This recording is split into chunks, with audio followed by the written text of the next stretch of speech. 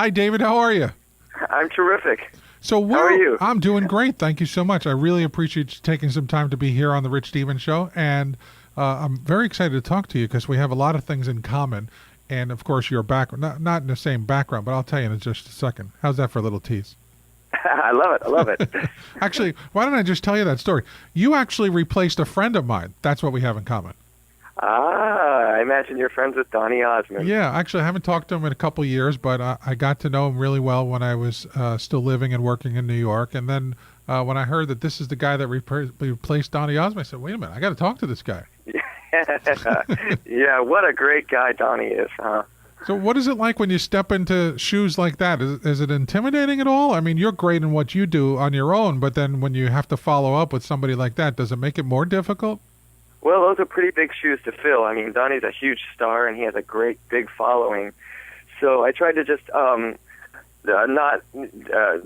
feel the pressure too much and just try to create the role and do special what I do. And it was great. Donny took me under his wing and taught me the role of Joseph. Actually, for your listeners, it's the role of Joseph and Joseph in the Amazing Technicolor Dreamcoat.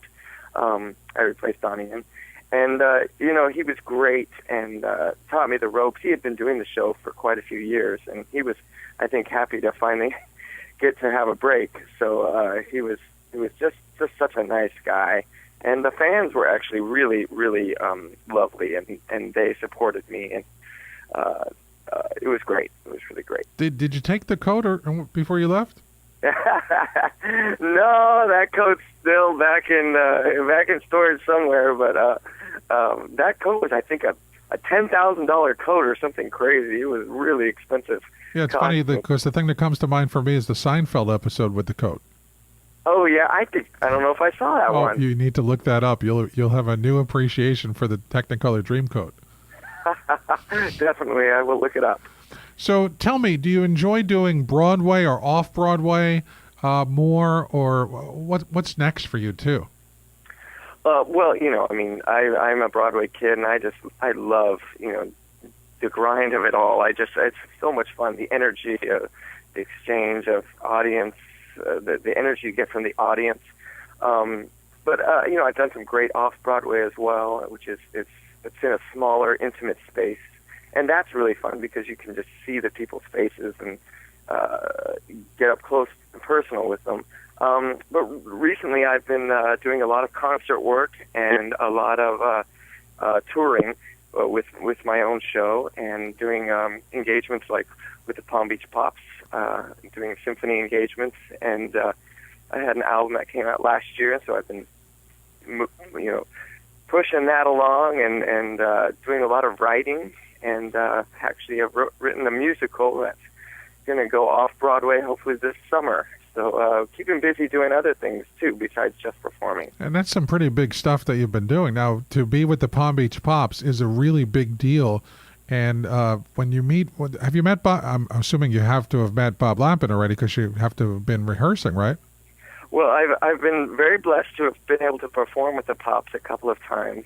And I just love them. It's like a great big family, and it's a beautiful orchestra. And I'm looking so forward to coming out and making some music with them again. It's a great time. And one of the things you might not realize is that because you love and you can always tell the audiences in New York to me, being a New Yorker, the New York audiences are always better than anywhere else you can perform in the country, except for here in South Florida, because this is actually the 6th borough of New York. So it's almost like the same thing. It is. They feel very similar. They're a very savvy audience. They know their show tunes. They know their Broadway music, and they appreciate good music. And it's funny, the last time I performed with the Pops, a lot of those same people said, "Oh, I got to see you in New York in this show or that." And, it was interesting to see how many transported New Yorkers there are. Did I see you on the Tony Awards? Yes, you probably did see me on the Tony Awards when we were for the Light in the Piazza a few years ago. I performed on that on CBS, and we won 6 Tony Awards that year for that show. Which Not too shabby, amazing. Huh? That's pretty cool. Yeah. So the last Broadway show that you're on, I mean, you talk about huge hits, was Wicked. When you leave a role like that, do you, because how long were you doing it? I did it for a year on Broadway. So that's a pretty long time. When you leave something like that, do you have any regrets that you've left, or do you miss it? Well, no regrets to leave. Like you said, to do it for that long is a pretty long time. To do the grind of 8 shows a week, it gets pretty exhausting. So that's a pretty healthy run for to do it one show. And I like to. The wonderful thing about being a performer is you get different chapters in your life. So that was a wonderful chapter. You know, the show like Wicked doesn't come along that often, and the fans are amazing, and the show itself is just so much fun to be a part of.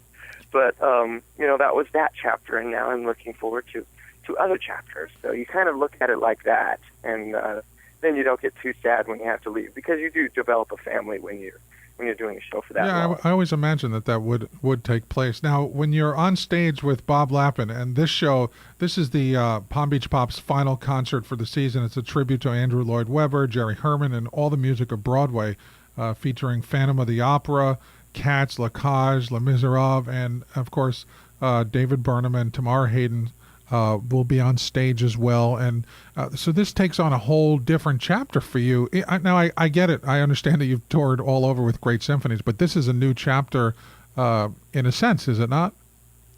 Yeah, it's so fun to do this program with the Palm Beach Pops, because it's so varied. There's a lot of great music that the audience is going to get to hear, classic Jerry Herman all the way up to, Les Mis and Phantom, and I mean, it's just, there's so much great stuff that they're going to get to hear, and those beautiful orchestrations and a huge orchestra. It's just so thrilling. As a singer, there's no greater thrill than standing in front of a big fat 75-piece orchestra, and it's just a rush. It's just incredible. I can only imagine. Now, a question that a lot of performers don't like when I ask, but I'm going to ask you anyway to see how you come back.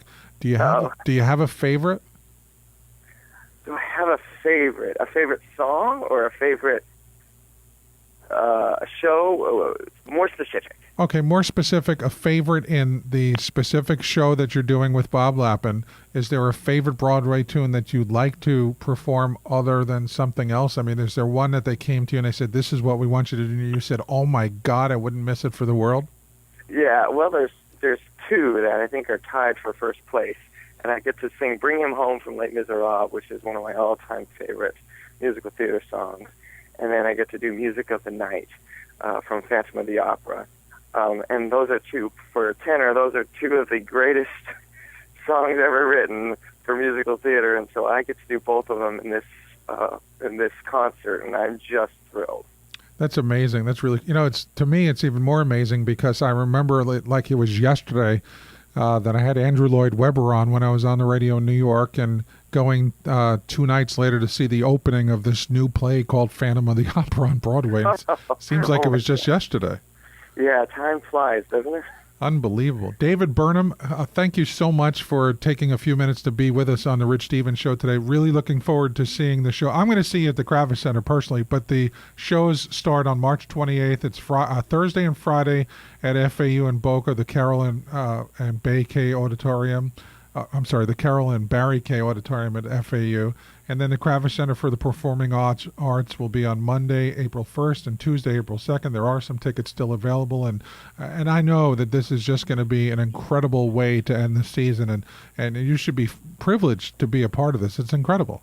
I truly am. It's an honor to sing with this great orchestra and Maestro Bob Lappin. I'm very blessed, and I look forward to it.